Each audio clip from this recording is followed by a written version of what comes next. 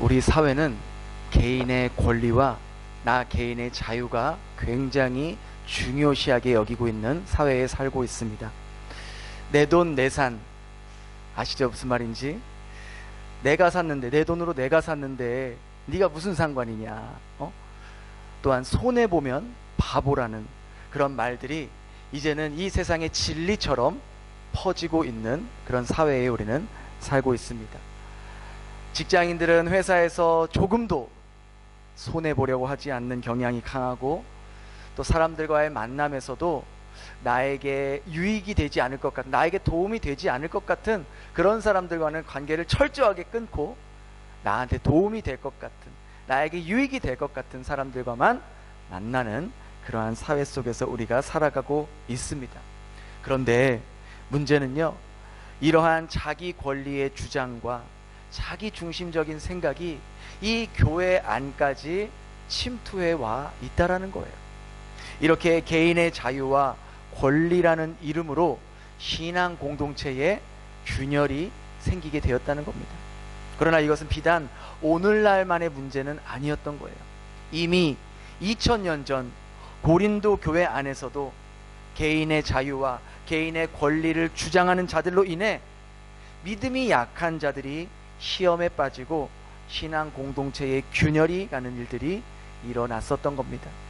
오늘 말씀은 바로 2000년의 이 시공간을 뚫고 개인의 권리와 개인의 자유만을 요구하는 우리의 심장을 쪼개고 우리를 찌르는 복음의 역설을 선포하고 있습니다.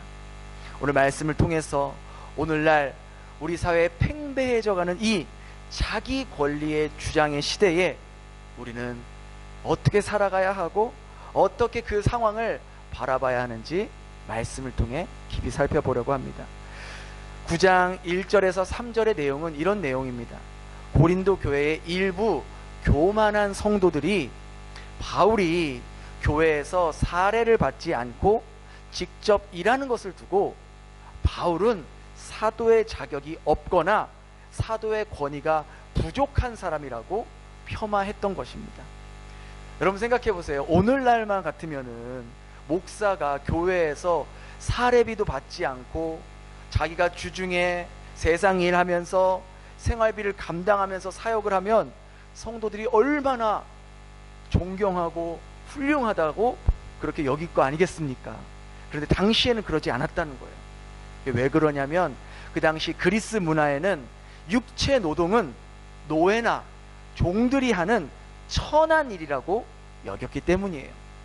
부유하고 돈이 많고 세상 지식이 많았던 이 고린도 성도들의 눈에는 바울의 이 노동이 품격 없는 삼류 목회자의 모습으로 보였고, 일부 교만한 성도들이 이를 빌미로 바울을 공격했던 거예요.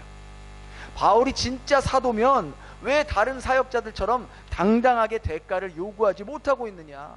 왜 저렇게 노예처럼 하층민 계급처럼 일을 하면서 살아가느냐? 스스로 자격이 없기 때문에 사례를 요구하지 못하는 게 아니냐? 우린 저렇게 노동하는 저런 사역자 필요 없다 라며 바울의 이 사도권 자체를 뿌리채 흔들고 있었던 거예요. 그러한 공격에 바울은 4절부터 11절까지 여러 가지 모습을 통해서 자신이 마땅히 주장할 수 있는 권리를 설명합니다. 오늘 본문 7절에 보면 이런 말이 있죠. 누가 자기 돈을 내면서 군복무하는 사람이 어디 있냐? 누가 자기 개인 돈으로 전쟁터에 나갈 총을 사는 사람이 어디 있냐? 포도원을 가꾸고 농사를 지면서 그 열매를 추수하지 않는 농부가 어디 있냐? 양떼를 키우면서 그 양의 젖을 먹지 않는 그러한 양치기가 목자가 어디 있느냐? 이 말은 무슨 말이냐면 일반 세상에서도 노동에 대한 대가를 말하면서 자신이 사도로서 받아야 할 권리를 지금 말하고 있는 거예요. 또한 8절과 10절에서는 모세의 율법을 통해서 곡식을 밟아 떠는 소에게 망을 씌우지 말라는 말이 있지 않느냐? 무슨 말입니까?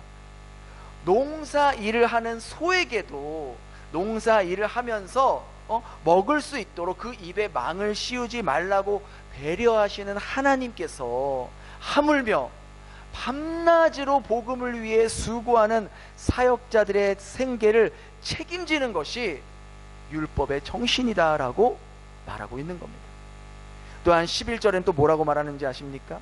우리가 너희에게 신령한 것, 즉 복음과 신앙의 성숙을 위해서 기도하고 말씀을 가르치고 영적인 씨앗을 뿌렸다면 너희들은 육적인 것으로 사역자들의 필요를 채워주는 것이 마땅한 게 아니냐라고 자신의 사도권을 반박하며 말하고 있습니다.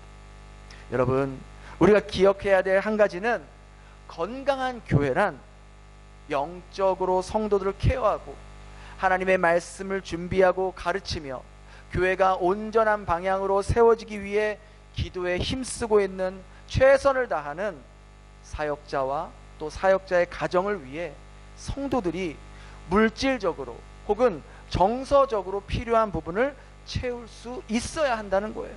그것이 성도의 마땅한 의무다라고 말씀은 우리에게 가르치고 있습니다. 그런데 일부 성도들은 교회 안에서도 자신의 것을 희생하거나 손해보려 하지 않고 그저 이 교회가 나에게 해줄 수 있는 게 무엇인가, 이 교회가 내 자녀에게 해줄 수 있는 건 무엇인가, 내가 이 교회를 다니면서 얻을 수 있는 건 무엇인가, 이 교회에서 자신의 필요와 니즈가 채워지지 않으면 채워줄 수 있는 교회를 찾아다니면서 신앙 쇼핑, 교회 쇼핑을 하러 다니는 사람들이 점점점 늘어나고 있다는 거예요. 헌금을 할 때도 나를 구원해 주신 그 하나님의 그 구원의 은혜에 감사하는 마음으로 주님의 몸된 교회를 아끼고 사랑하는 마음으로 헌금을 하는 것이 아니라 일부 성도들은 내가 이 교회에서 그래도 점심은 먹으니 밥값은 내야 되지 않냐, 그래야 염치 없는 사람이라는 말을 듣지 않겠냐, 이런 마인드로 헌금을 내는 사람도 더러 있다라는 거예요. 여러분, 그런 마음은 절대로 헌금이 아닙니다. 헌금의 의미가 뭡니까? 원래는 하나님 앞에 제사 드릴 때 무엇을 바쳤습니까? 제물을 바쳤잖아요. 왜 제물을 바쳤습니까? 하나님이 육식주의 신이셔서 제물을 바친 겁니까? 제물을 왜 바쳐요? 그 제물이 상징하는 게 뭐입니까? 내 죄의 대가 아닙니까? 죄의 삭은 뭐예요? 죄의 대가는 뭐예요? 죽음이잖아요. 사망이잖아요. 원래 내가 하나님 앞에 나아갈 때 내가 죽어야 되는데 내 죄 대신에 그 제물이 내 죄를 전가시켜서 그 제물이 죽는 거잖아요. 그 정신이 계속해서 이어져서 오늘날 신약 시대에 와서는 제물을 바치는 모습이 헌금을 드리는 모습으로 바뀐 거잖아요. 헌금을 한다는 것은 내 자신을 하나님께 제물로 드리는 의미와 정신을 지니고 있다라는 거죠. 교회를 처음 나오거나 얼마 되지 않는다면 그럴 수 있어요. 아직 주님을 인격적으로 만나지 못한 분들은 내가 헌금을 왜 해야 되는지 그런 이유와 의미를 모른다면 괜찮아요. 그럴 수 있어요. 그런데 내가 하나님의 구원의 은혜도 경험하고 정말 주님을 인격적으로도 만났고 내가 주님으로부터 수많은 기도 응답과 나의 공급을 채워주시는, 나의 필요를 채워주시는 분임을 경험했는데 여전히 나는 계산하는 마인드로 교회에서 나에게 이렇게 제공해 줬으니까 난 딱 요만큼만 내야지, 내가 교회에서 밥은 얻어먹으니까 밥값 내야지, 이런 마인드와 모습으로 교회를 다닌다면 교회를 평생 다녀도 그 사람은 결코 믿음이 자랄 수 없다라는 거예요. 이런 사람들은 주로 자신이 받아야 할 권리만 주장할 줄 알았지 그 권리가 뒷받침되기 위한 책임과 의무는 회피하는 것이죠. 이런 것과 같아요. 우리가 대한민국 국민으로서 나라에서 받을 수 있는 복지 수당이나 사회적 권리를 요구하는 사람은 대다수잖아요. 그러나 그 권리와 복지들이 유지되기 위해서는 국민들과 기업이 나라의 세금을 온전히 납부해야지만이 그러한 복지와 사회적 권리들이 지속적으로 유지될 수 있는 거 아니겠습니까? 그러나 그렇게 나라의 세금을 온전히 납부하는 사람과 기업이 많이 있냐라는 것이죠. 어떻게든 축소하고 어떻게든 탈세하고 어떻게든 피하려 하지 않냐는 거예요. 그러한 국민이 많은 나라는 당연히 그 나라가 엉망이 되고 경제가 무너질 수밖에 없는 겁니다. 그러나 우리도 알다시피 복지와 국민의 권리가 잘 이루어지고 있는 선진국의 나라의 특징이 무엇입니까? 그 나라들은요, 세금이 굉장히 높습니다. 그렇지 않습니까? 거의 인컴의 50% 가까이를 세금을 냅니다. 그러나 그런 높은 세금을 정직하게 납부하는 사람들이 많다는 거예요. 왜 그렇습니까?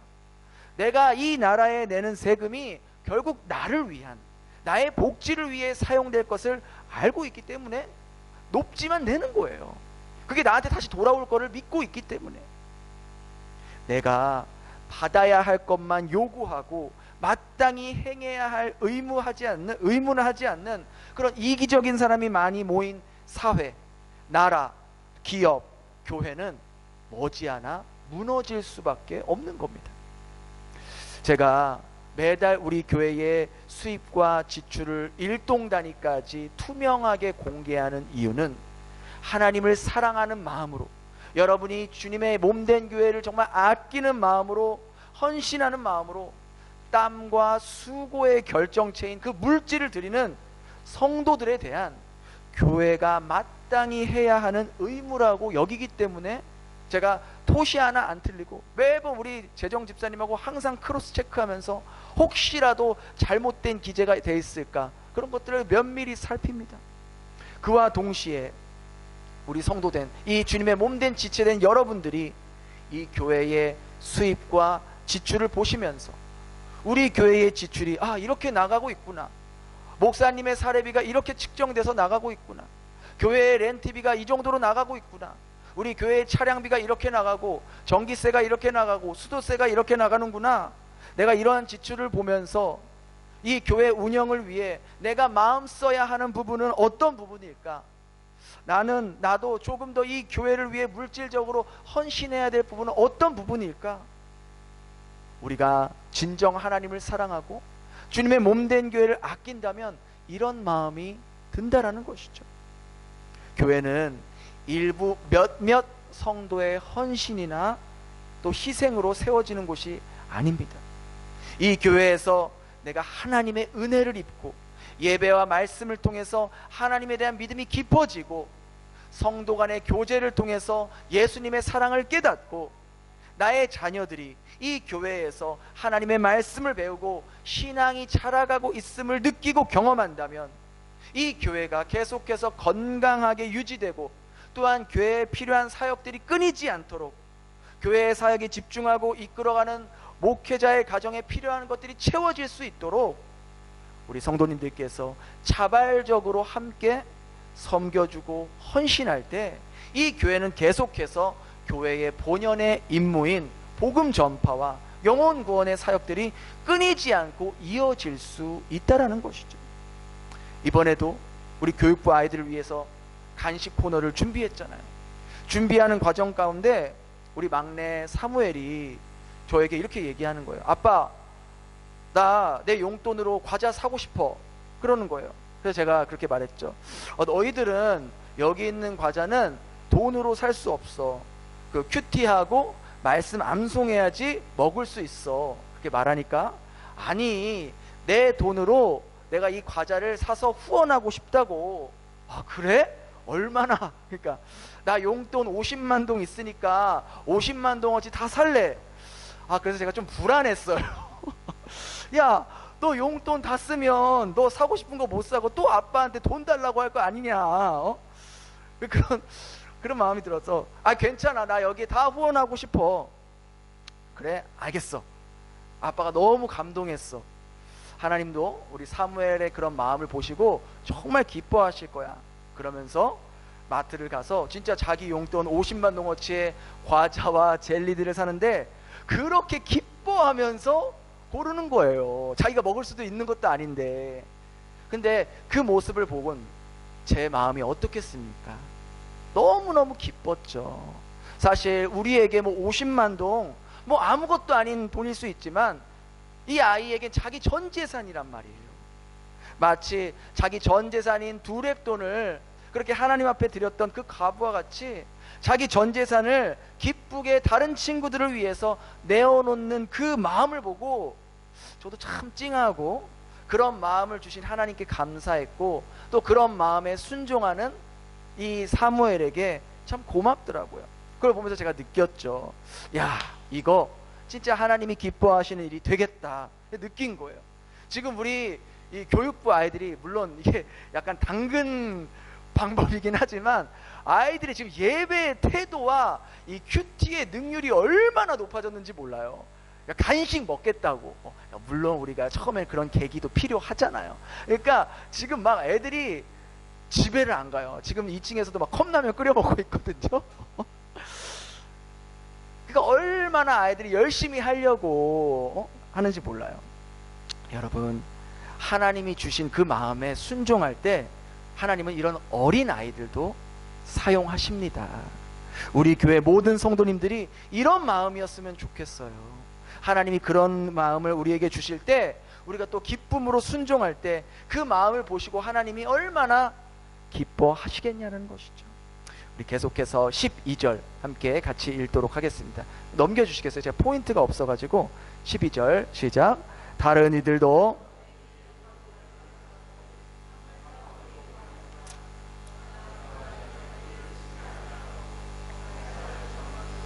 그리스도의 복음에 아무 장애가, 그러니까 바울은요 고린도 교회에 개척한, 오늘날 말하면 개척 목사예요. 개척자란 말이에요.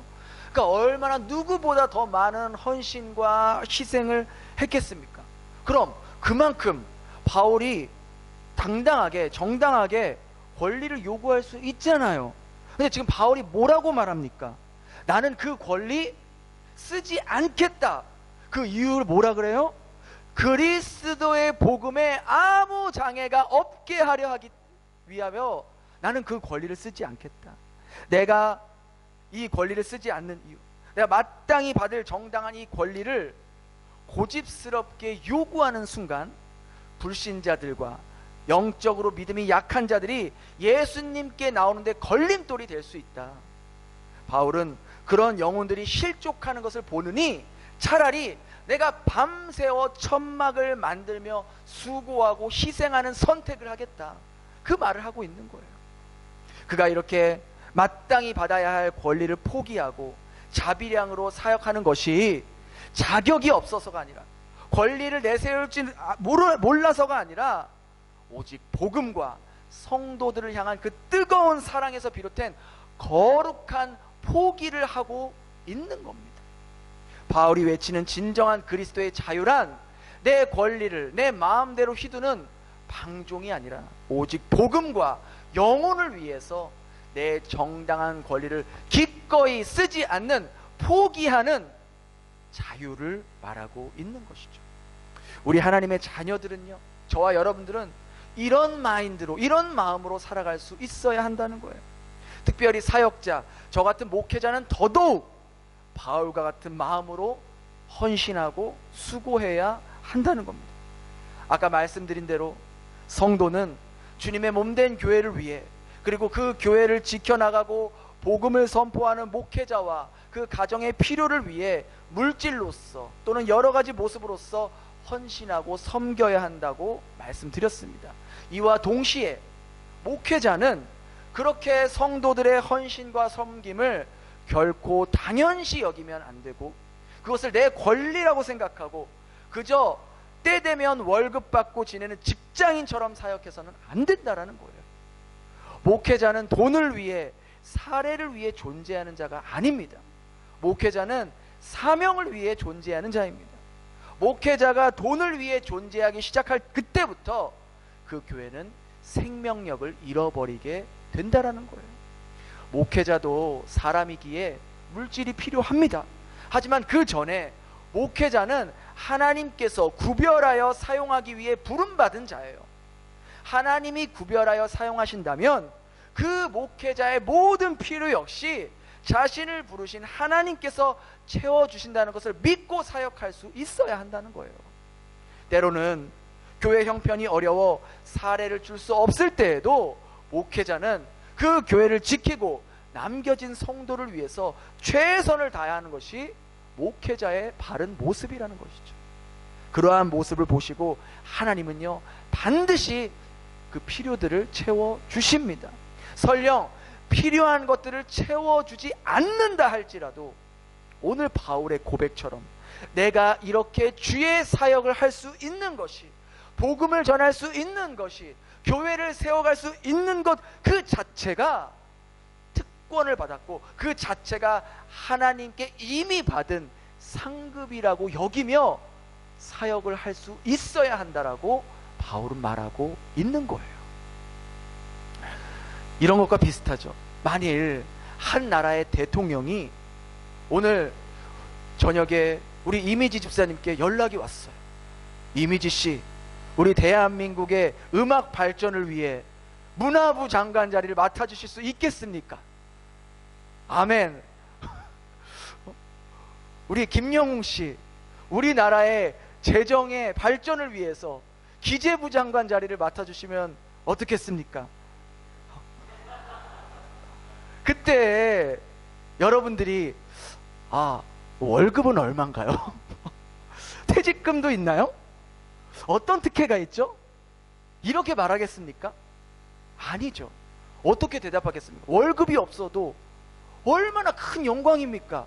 나 같은 자가 내가 뭐라고 나라를 위해서 일할 수 있는 기회를 주신 게 너무나도 그게 큰 영광이잖아요. 그러니까 최선을 다해 열심히 해보겠습니다.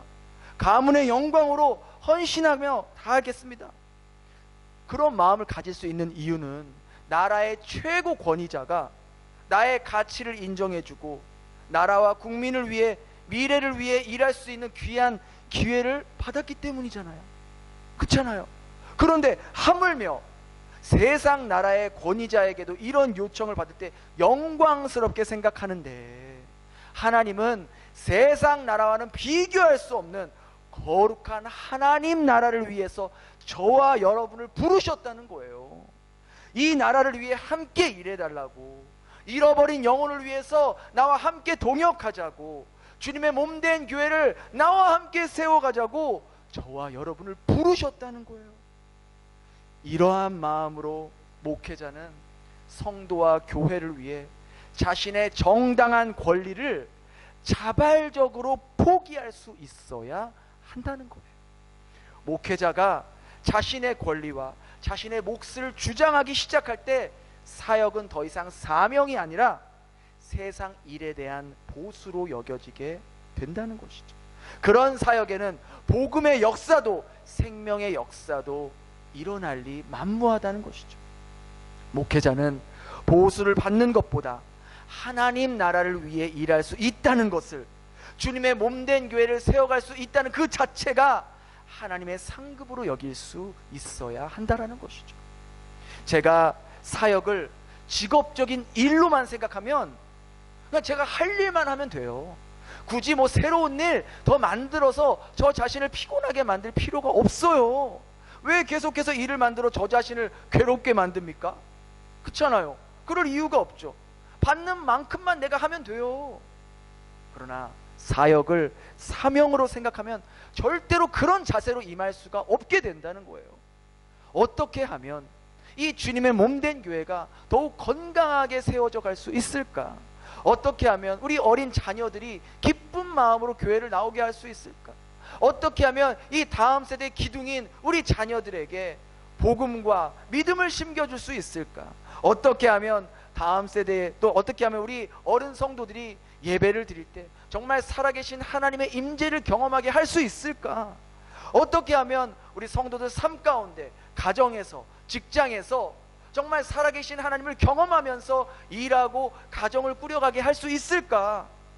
어떻게 하면 이 교회를 통해서 하나님의 이름이 높아지고 믿지 않는 사람들이 하나님의 이름 앞에 영광을 돌리게 할 수 있을까?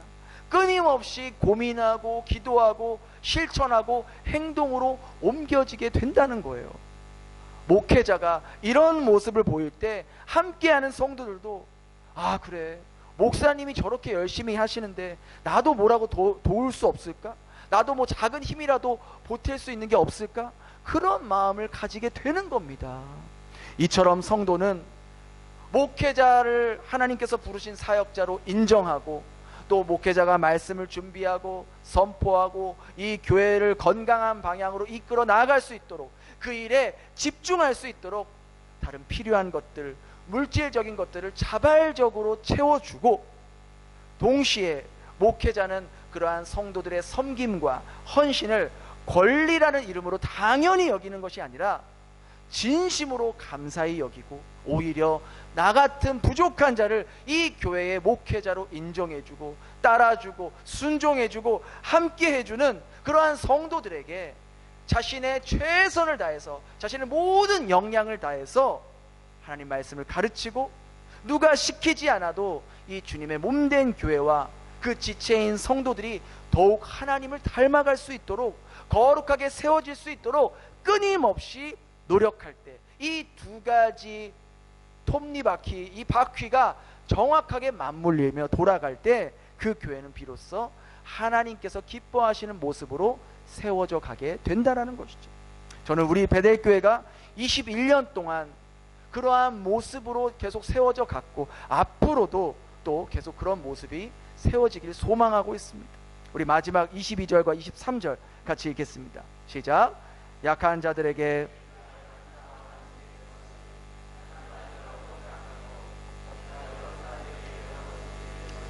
아무쪼록 몇 사람이라도 구원하고자 함이니, 내가 복음을 위하여 모든 것을 행함은 복음에 참여하고자. 그래서 19절부터 이제 23절까지는 바울은 누구에게도 얽매이지 않는 완전한 자유인이지만, 나는 한 사람이라도 더 구원하기 위해서 나 스스로 노예의 모습으로 얽매인 모습이 되었다라고 고백합니다. 세상 사람들은 돈과 명예와 지위를 위해서 자신의 자유, 자신의 자존심도 포기하며 살아가지만, 우리 그리스도인들은 한 영혼을 얻기 위해서, 한 사람이라도 더 주님과 가까이 하기 위해서 내 자유도 내 자존심도 포기하며 살아가는 거예요. 한 영혼을 구원할 수만 있다면 나는 어떤 모습이든지 상관없다. 유대인을 얻기 위해서는 유대인의 모습으로, 이방인을 얻기 위해서는 이방인의 모습으로 다가갔다. 이런 모습 때문에 나는 때로는 이중인격자라고, 때로는 부정한 자라고, 카멜레온 같은 놈이라고, 박쥐 같은 놈이라고 억울한 일을 당하고 수많은 오해를 당했지만 나는 괜찮다. 한 영혼이라도 주님을 가까이 할 수만 있다면, 한 영혼이라도 구원할 수만 있다면, 나는 어떤 욕을 들어도, 나는 어떤 오해를 당해도 참을 수 있다. 나는 복음을 전하기 위해서라면 어떤 모습으로도 내려갈 수 있다는 철저한 자기 부인의 모습을 말해주고 있는 겁니다. 여러분, 우리가 살고 있는 이 시대는요, 한마디로 말하면 자신의 권리를 사수하기 위한 전쟁터와 같습니다. 미디어와 세상 문화는 권리를 행사하지 않거나 권리를 빼앗기는 것을 무능함으로 치부하고 있습니다. 직장은 물론이고 가정에서도 자신의 물질과 자신의 시간에 대해서 조금의 침범도 허용하지 않으려는 모습이 너무나도 강하다는 거예요. 그러나 이처럼 내 권리를 목숨처럼 사수하고 내 자유가 침해당하는 것을 극도로 혐오하는 이 시대 속에서 역설적이게도 현대인들은 그 어느 시대보다 더 우울하고 더 고독하고 더 외로움을 경험하고 있다는 것이죠. 가정을 보십시오. 그렇게 권리를 내세웠지만 가정이 어떻게 됐습니까? 산산이 깨어지고 흩어졌습니다. 직장은 어떻습니까? 말할 것도 없죠. 뭐 서로 대화 요즘 합니까? 서로 직장인들끼리 삭막한 공간이 됐어요. 교회마저도 내 필요만을 요구하는 종교 마트로 전락해버렸어요. 이러한 시대 속에서 사도 바울은 이 숨막히는 이기주의와 권리 중심의 세상 가치관을 향해 정면으로 선전포고를 외치면서 우리 그리스도인들이 걸어가야 할 길을 분명하게 제시하고 있습니다. 바로 그 길은 자기 권리의 포기의 길로 우리를 초청하고 있다라는 것이죠. 사도 바울이 주장하고 있는 이 사도의 권리, 경제적인 권리, 대접받을 권리를 내려놓고 스스로 모든 이의 종이 된 이유 단 하나입니다.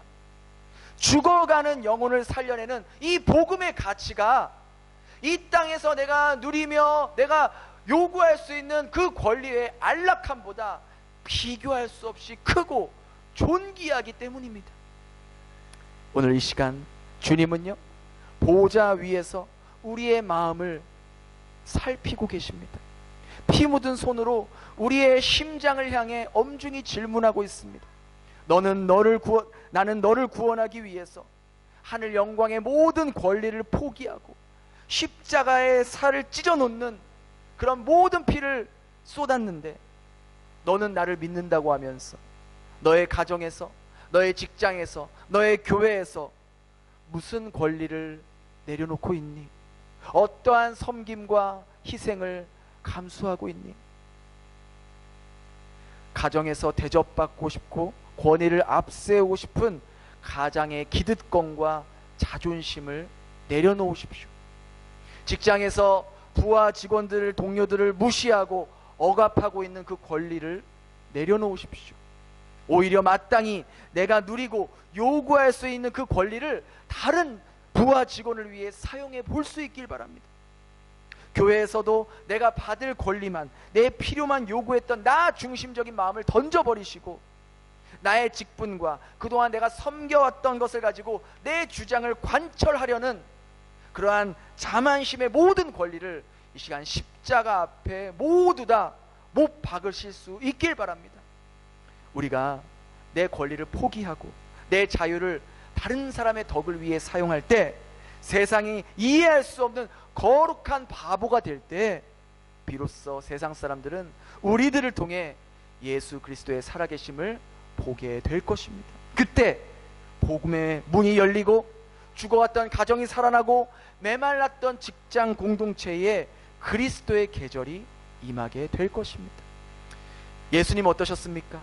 예수님은요, 하나님과 같은 하나님이시지만 하나님과 동등됨을 취할 것을 여기지 아니하시고 자기의 모든 권리를 포기하사 종의 형체로 입고 이 땅에 오셨기에, 오늘 우리가 이 자리에서 예배드리고 영원한 생명을 얻었듯이 이제는 우리가 그분의 흔적을 쫓아 나의 권리를 포기할 수 있는 그 십자가의 길을 걸어갈 수 있길 바랍니다.